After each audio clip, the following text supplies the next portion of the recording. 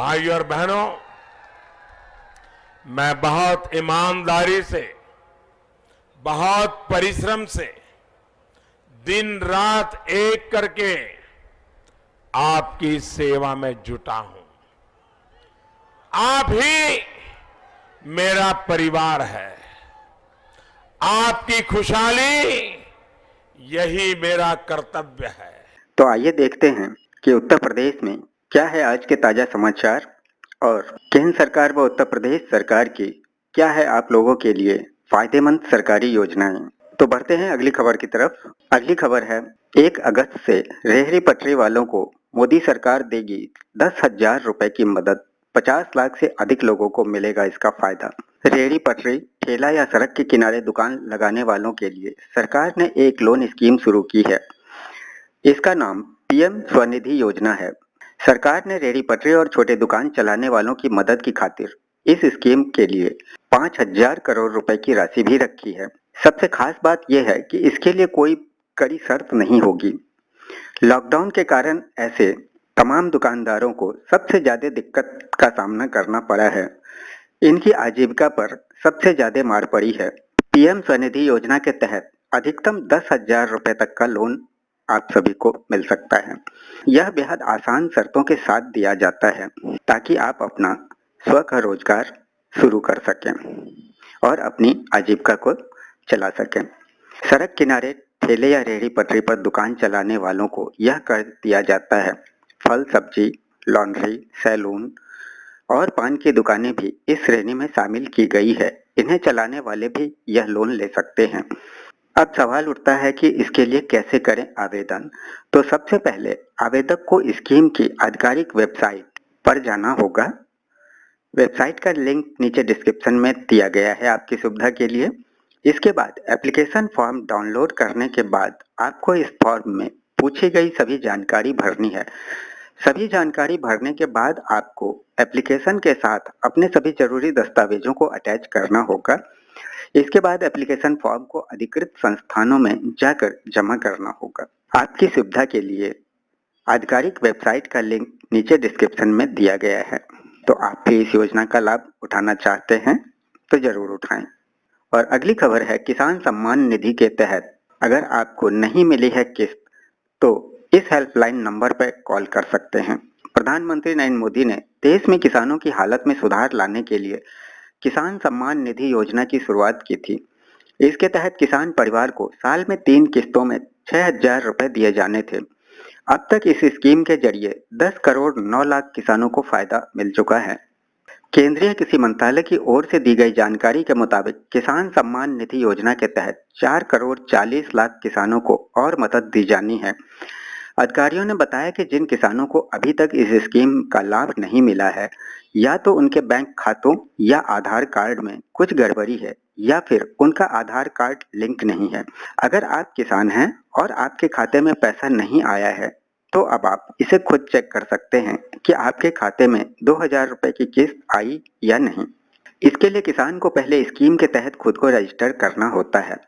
केंद्र सरकार ने देश के सभी 14.5 करोड़ किसानों को इस स्कीम के जरिए फायदा पहुंचाने का लक्ष्य रखा था, लेकिन अभी स्कीम के जरिए इतने रजिस्ट्रेशन नहीं हुए हैं। इसलिए सरकार का कहना है कि जिस किसी बालिग व्यक्ति का नाम रेवेन्यू कार्ड में है वो खुद को स्कीम में रजिस्टर करवाकर स्कीम का फायदा उठा सकते हैं। इसका मतलब यह हुआ कि एक खेती के भूलेख पत्र पर अगर एक से ज्यादा बालिग व्यक्तियों के नाम दर्ज हैं तो हर व्यक्ति व्यक्तिगत तौर पर इस स्कीम का फायदा उठा सकता है। इसके लिए हर व्यक्ति का अलग से आधार कार्ड और बैंक खाते की जानकारी चाहिए होगी। तो आप भी इस योजना का लाभ जरूर उठाएं। अगर आपकी 3 किस्तों में से कोई एक किस्त नहीं मिली है तो आप सरकार की ओर से जारी हेल्पलाइन नंबर पर संपर्क कर सकते हैं और किस्त के बारे में जानकारी ले सकते हैं। ये हेल्पलाइन नंबर स्क्रीन पर फ्लैश हो रहे हैं। इसके अलावा सरकार ने कई और जरूरी नंबर भी साझा किए हैं ताकि अपनी धनराशि के बारे में किसान को जानकारी लेने में आसानी हो। तो आइए बढ़ते हैं अब अगली खबर की तरफ। तो अगली खबर भी किसान भाइयों से ही संबंधित है। केसीसी यानी किसान क्रेडिट कार्ड के जरिए लोन लेने वाले किसानों के लिए एक जरूरी खबर यह है कि अगर आपने लोन लिया है तो आप उसे 31 अगस्त तक जरूर लौटा दें। क्योंकि 31 अगस्त तक अगर आपने लोन नहीं लौटाया तो आपको 4% की जगह 7% का ब्याज आपको देना पड़ेगा। किसान क्रेडिट कार्ड के जरिए लोन लेने वाले करोड़ों किसानों को यदि 3% ब्याज की छूट का लाभ उठाना हो तो उन्हें लोन की रकम 31 अगस्त से पहले लौटानी होगी। आमतौर पर किसान क्रेडिट कार्ड पर लिए गए लोन को 31 मार्च तक लौटाना होता है, लेकिन इस बार लॉकडाउन की वजह से सरकार ने इस डेडलाइन को बढ़ाकर 31 मई कर दिया था। सरकार ने इसके बाद लोन चुकाने की डेडलाइन को दूसरी बार बढ़ाकर 31 अगस्त किया है। जिन भी किसानों ने केसीसी के जरिए लोन लिया हुआ है, यदि वे उस रकम को 31 अगस्त तक लौटा देंगे तो उन्हें मात्र 4% का ब्याज ही लगेगा। इस तारीख के बाद लोन चुकाने वाले किसानों को 7% ब्याज चुकाना होगा। मोदी सरकार ने कोरोना लॉकडाउन की वजह से किसानों को राहत देने का फैसला कैबिनेट की बैठक में लिया था। सामान्य परिस्थितियों में यह रकम चुकाने की डेडलाइन 31 मार्च होती है। इसके बाद लोन चुकाने पर 7% ब्याज देना होता है। तो आइए बढ़ते हैं अब अगली खबर की तरफ। अपना पुराना बैंक खाता करा रहे हैं बंद तो इन बातों का रखें ध्यान। नौकरी पेशा करने वाले अधिकतर लोगों के पास एक से अधिक बैंक अकाउंट होना सामान्य बात है। कई बार कंपनी बदलने पर बैंक खाता बदलना होता है और नया खाता खुलवाना पड़ता है। नॉन सैलरी बचत खाते में न्यूनतम बैलेंस रखना होता है, जो हर बार संभव नहीं हो पाता, और जब न्यूनतम बैलेंस नहीं होने पर लगने वाले शुल्क से बचना हो तो अकाउंट को बंद करा देना चाहिए। जब आप अपना बैंक अकाउंट बंद कराने जाएं तो कुछ जरूरी बातों का ध्यान रखना चाहिए। अपना खाता बंद करवाते समय आपको अपने अकाउंट से लिंक सभी डेबिट को डीलिंक करवा दें। बैंक अकाउंट को अस्थायी रूप से बंद कराने के लिए खाता धारक को बैंक के ब्रांच में जाना होगा। ब्रांच में जाकर आपको अकाउंट क्लोजर फॉर्म भरना होगा। इस फॉर्म के साथ ही आपको डीलिंक फॉर्म भी सबमिट करना होगा। साथ में उपयोग में नहीं आई चेकबुक, क्रेडिट कार्ड और डेबिट कार्ड भी बैंक में जमा करानी होती है। बचत खाता खुलवाने के 14 दिन के अंदर ही उसे बंद कराने पर कोई भी शुल्क नहीं लगता है। खाता खुलाने से 14 दिन से लेकर 1 साल के बीच में अकाउंट बंद करवाने पर इसके लिए बैंक कुछ शुल्क लेते हैं। इसके लिए अलग अलग बैंकों का शुल्क अलग अलग हो सकता है। वहीं खाता खोलने के 1 साल बाद बंद करवाने पर कोई शुल्क लागू नहीं होता। तो इन बातों का अगर आप ध्यान रखते हैं तो होने वाले नुकसान से या अनावश्यक बैंकों की शुल्क कटौती से बच सकते हैं। आइए बढ़ते हैं अब अगली खबर की तरफ। राम को ढूंढने में जुटा नेपाल का पुरातत्व विभाग। नेपाल के पुरातत्व विभाग ने अब उस जगह खुदाई करने का ऐलान किया है जहां प्रधानमंत्री केपी शर्मा ओली ने भगवान राम का असली जन्मस्थान होने का दावा किया था। पुरातत्व विभाग ने देश के दक्षिणी हिस्सों में स्थित थोड़ी में खुदाई कर अध्ययन शुरू करने की योजना का ऐलान किया है। जानकारों के मुताबिक यह कदम ओली ने दावे के लिए सबूत जुटाने के लिए उठाया है। आइए बढ़ते हैं अब अगली खबर पर। उत्तर प्रदेश में कोरोना संक्रमण को रोकने के लिए योगी सरकार सख्त। कोरोना संक्रमण के बढ़ते मामलों को गंभीरता से लेते हुए मुख्यमंत्री योगी आदित्यनाथ ने बड़े फैसले लेते हुए सख्ती का संदेश दे दिया है। उन्होंने कहा कि मास्क न पहनने वालों से 500 रुपये जुर्माना वसूला जाए। उन्होंने कहा कि कोविड-19 संक्रमण के फैलने से रोकने और मरीजों की निगरानी करने के लिए एक प्रभावी मॉडल तैयार किया जाए। उन्होंने पीजीआई, केजीएमयू, राम मनोहर लोहिया आयुर्विज्ञान संस्थान के निदेशकों व वरिष्ठ डॉक्टरों की एक टीम बनाने का निर्देश दिया। साथ ही कहा प्रभावी सर्विलांसिंग के जरिए पूरे प्रदेश में 1 लाख टीम गठित की जाए। और अब अगली खबर। झांसी, वाराणसी, लखनऊ, कानपुर और प्रयागराज में विशेष सतर्कता बरती जाए, सीएम योगी। उत्तर प्रदेश के मुख्यमंत्री योगी आदित्यनाथ ने कहा है कि कोविड-19 और संचारी रोग के नियंत्रण के लिए किए जा रहे कामों की नोडल अधिकारी रोजाना समीक्षा करें। उन्होंने कहा कि लखनऊ, कानपुर नगर और प्रयागराज में विशेष सतर्कता बरती जाए। सीएम ने प्रदेश में 48,000 टेस्ट प्रतिदिन की टेस्टिंग क्षमता अर्जित किए जाने पर संतोष व्यक्त करते हुए इसे बढ़ाकर 50,000 टेस्ट प्रतिदिन करने के निर्देश भी जारी किए। और अब अगली बड़ी खबर है। राजीव गांधी राष्ट्रीय विमानन विश्वविद्यालय में प्रवेश आरंभ। जानिए कैसे करना है आवेदन। राजीव गांधी राष्ट्रीय विमानन विश्वविद्यालय RGNAU में अगले सत्र के लिए प्रवेश प्रारंभ हो चुका है। उत्तर प्रदेश के अमेठी स्थित भारत की यह एकमात्र एविएशन यूनिवर्सिटी में कई पाठ्यक्रमों के लिए दाखिले की प्रक्रिया शुरू हो चुकी है। यहाँ विमानन सेवाओं में bachelor of management studies BMS और एयरपोर्ट ऑपरेशन में PG डिप्लोमा सहित विभिन्न पाठ्यक्रमों में प्रवेश के लिए एडमिशन प्रक्रिया चालू हो गई है। इच्छुक और योग्य उम्मीदवार यूनिवर्सिटी के आधिकारिक वेबसाइट के जरिए विभिन्न कोर्सों में दाखिला ले सकते हैं। इस विश्वविद्यालय में दाखिले के लिए विद्यार्थियों को प्रवेश परीक्षा देनी होगी, जिसका आयोजन 16 अगस्त को होगा। यह परीक्षा ऑफलाइन होगी और इसमें अच्छी रैंक हासिल करने वाले विद्यार्थियों को ही विश्वविद्यालय में विभिन्न पाठ्यक्रमों के लिए दाखिला मिलेगा। आरक्षित श्रेणी के उम्मीदवारों के लिए 5% की छूट का भी प्रावधान है।